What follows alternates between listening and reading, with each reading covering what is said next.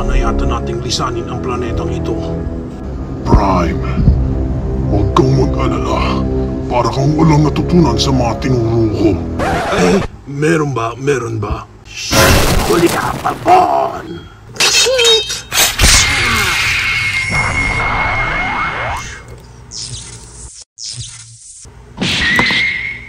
Wow, astig!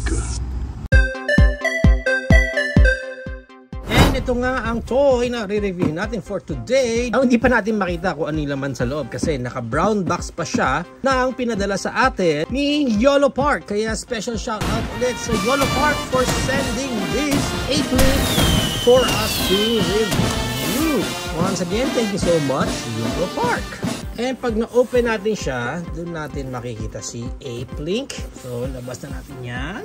And ito na nga mismo si A-Plink. Pag binili mo siya, ganyang klaseng packaging, meron siya sa harap and sa likod and sa gilid, sa kabilang gilid, and sa ibabaw and sa ilalim. Na-unbox natin dito si A-Plink. Dito lang kasama ulit yung cardboard na may mga QR ng YOLO Park. And we also have here yung manual ni A-Plink. And as you can see here, we have 1, 2, 3, 4 clamshells ang kasama dito sa loob ng box niya. Uy, grabe, ang ganda nitong isa. Ilalim niya, nitong isang clamshell natin, may kasama pa siya ditong naka-basking eh. Oh, nice. Parang standy siya, nabubuuhin din natin. Ayan, no? Okay, first comment ko kaagad dito. Total, nag-include na rin naman na sila ng standy dito. Sana, yung standing ginawa nila is yung alt mode mismo ni A-Plink, which is yung kanyang gorilla mode. Kasi sa movie, gorilla mode lang natin siya nakita. Pinaka main figure natin dito is robot mode na siya. Sana itong standy nila is yung gorilla mode naman niya. Para at least pag dinisplay natin, yan ang itsura niya sa kanyang transformation. Yun lang naman sa akin, mas maganda kung yung alt mode ang ginawa nila para mas astig lang sa display natin. Pero anyway, ba't nga naman ako nangyayailam? Sige, i-open na natin to. Parang nakabalot pa siya ng plastic eh. So gawa siya sa acrylic. Yun, tanggalin natin tong plastic na to. Pinaka-stand natin. May plastic pa ba siya? Feeling ko naka-plastic pa eh. Yun, meron pa nga. Ayun no? Yun, ganda. Acrylic nga, eh, nasa loob mismo yung pinaka-design. And nandito yung name na A-Plink. Tanggalin na rin natin. Meron din siyang cover. Yun. Ito. Nandito natin yan ikaka. Okay. And then next we have dito mismo si A-Plink. And then tanggalin natin.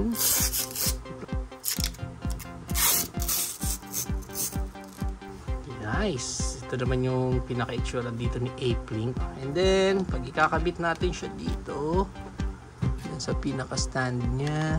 Ang ganda, oh. Para ako may trophy or memorabilia nito ni A-Plink. Oh, diba? Astig, lalo na siguro kung may ilaw to. Moving right along, dito muna tayo sa pinakauna nating clamshell, which is nandito yung pinaka-stand niya. And pag na-open natin siya, check muna natin dito yung pinaka-stand niya. Eh, mabigat mabigat. Mabigat yung stand niya. Lalim YOLO Park 2024, licensed by Hasbro. Ang ganda rin ng mga paints. And maganda yung pagkakasculpt nung bato. Ang ganda rin ng details sa side nung base niya. Yan, okay. And yun nga, medyo mabigat din siya. Next, we have here yung logo or emblem ng Maximals. And looks like this one is dito natin siya ilalagay. Fits well doon sa gitna. Although hindi na siya bakal. Sayang, sana ginawa nilang bakal to. Mas astig lang sana tingnan. Ano lang siya? Parang hard plastic lang siya. Yan. Pero maganda naman yung pagkaka-execute nila dyan. Yung iba pang accessories niya na nandito is parang weapon na lang to ni A-Plink. Yan naman ang pinaka-details niyan. Okay, weathered na rin yung pinaka-weapon niya dito. Next we have here, ito na yung mga clamshell nung pinaka-main figure natin. So right now, it's assemble time.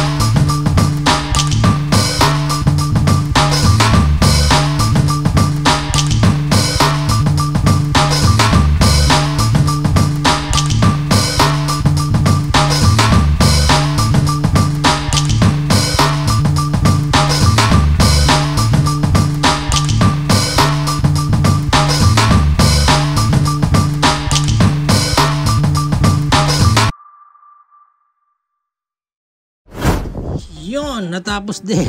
I-assemble dito si Ape Link.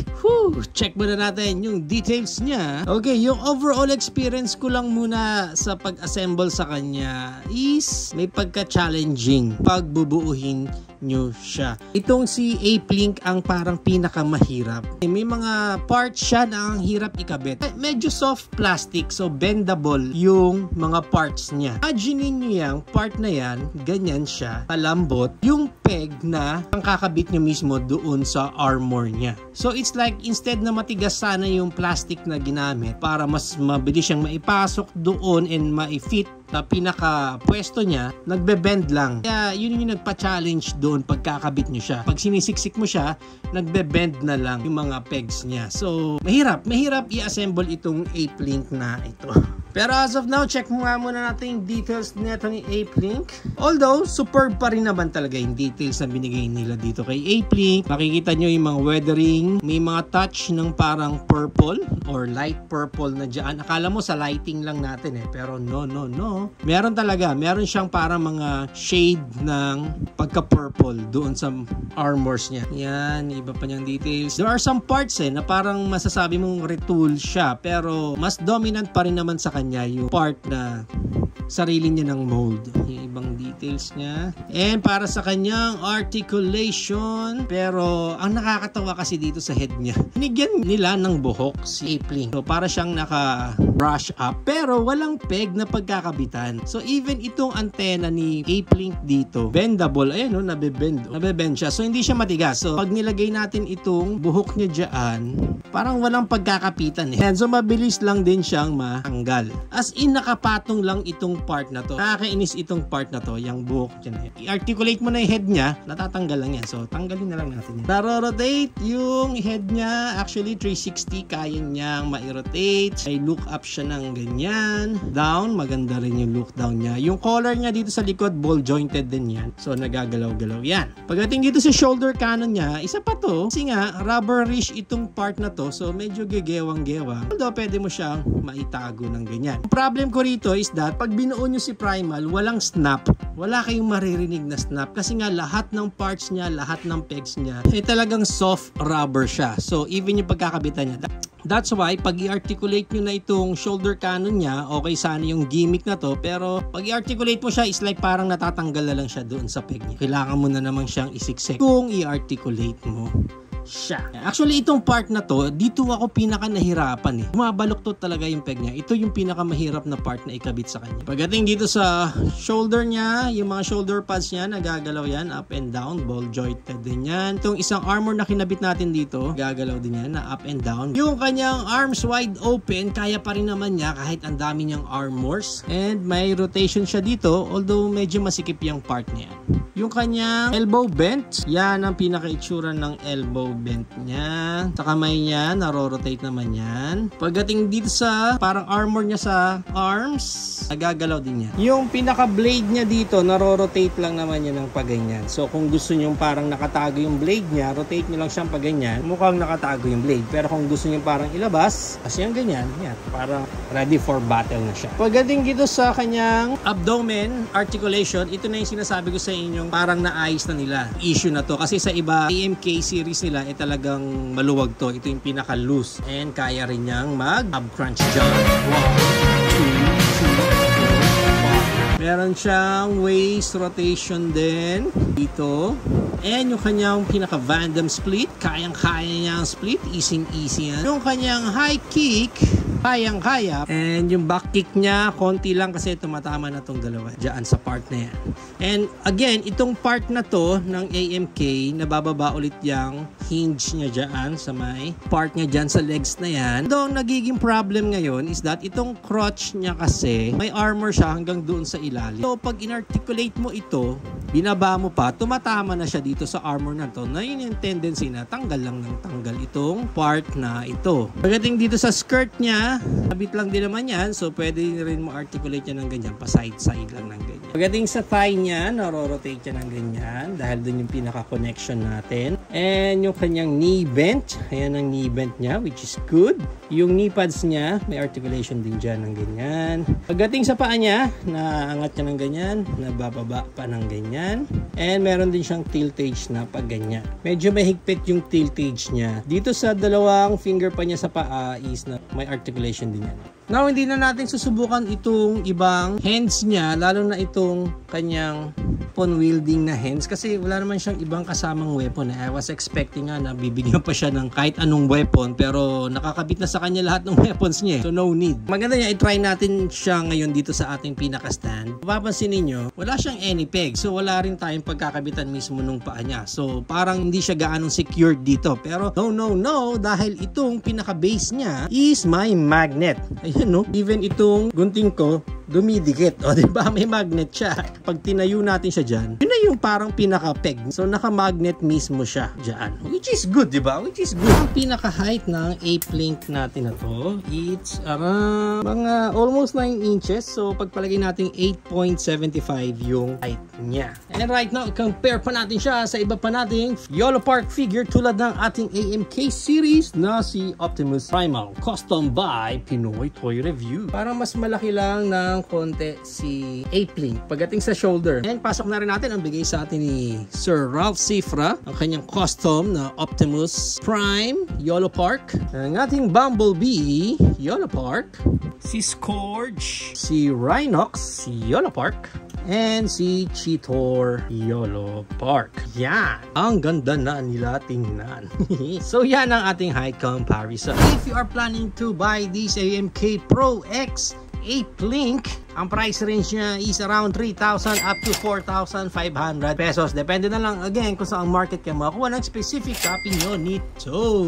There you have it now guys. Ito na ang ating Transformers from YOLO Park AMK Pro X Series ape-link. What do you think of this figure guys? Is it a go for you or a no for you? Whatever thoughts, please comment it down below. But for me, aesthetically speaking, maganda siya. Kasi talagang nandoon pa rin yung signature details ng YOLO Park figure na to. Kitang-kita mo, ang ganda eh, diba? Okay na okay yung details niya, yung execution sa colors niya, ang ganda ng pagkaka-weathered sa kanya. Superb pa rin naman talaga pagdating sa details dito ng YOLO Park. Now, ang downside naman sa figure na to, first is that pag inassemble mo siya, medyo hindi ka lang mag-e-enjoy. May mga parts na sobrang hirap ikabit, may mga parts na super challenging ikabit dahil nga yun sa plastic na ginamit nila. Even itong kanyang weapon dito, mapapansin nyo nga na napakalambot. Ayan no, bendable lahat na plastic parts dito ni ape-link. Comparing it lang dito kay Optimus Primal natin before, hard plastic ang ginamit nila. Ang pangit naman pag hard plastic, ayan, nababali agad. Tulad na itong kay Optimus Prime, hindi nabebend yung ears eh. Pero pagdating dito kay Optimus Primal, lahat is bendable. So, hindi nga naman siya mapuputol. Yun lang ang kinaganda nun. So, kahit medyo hirap ka nang ipasok yung part na yon doon sa specific peg na yon, hindi ka matatakot na mababalian ka ng peg. Ang downside lang talaga nun, sumusunod sa pagka-bend yung pinaka-plastic na yon. That's why, hirap tuloy i-assemble nito ni ape-link. Isa pa sa downside nito ni ape-link is pagdating sa kanyang playability. Well, common naman yan. Since ikaw ang mag-assemble ng figure na to, may mga parts talaga na hindi mo maiwasan habang nag-articulate ka sa kanya na mabilis matanggal. Hindi ko magets, may mga ibang peg siya dito na tanggal. May mga ibang peg siya dito na sobrang sikip, especially dito sa shoulder niya dito, medyo mahigpit. Ayan, tanggal din. Andoon yung pinaka-downside netong figure na to. Okay sana yung itsura niya, okay sana yung looks niya. Ayan, tanggal din. So, pag nandoon ka na pag i-articulate mo na siya, ipopwesto mo na sana siya para mas maganda yung looks niya, nababaliwala dahil sa mga parts na natatanggal sa kanya. I think it would be best kung may mga parts ka dito na fix mo na siya. I-glue mo na lang para at least in-articulate mo siya, pinoposing mo siya, hindi siya tanggal ng tanggal. Another good point lang din pala sa figure na to is yung kanyang stand na may magnet. May magnet siya mismo doon sa stand niya. Magandang feature yun. Maganda siya kung tanggal din. Overall for me, itong ape-link na to, kung idadagdag mo siya sa lineup ng Rise of the Beast mo, I think maganda siyang addition para sa set piece. Especially kung i-display mo na siya kasama nitong acrylic stand na nakuha natin. Yun, astig.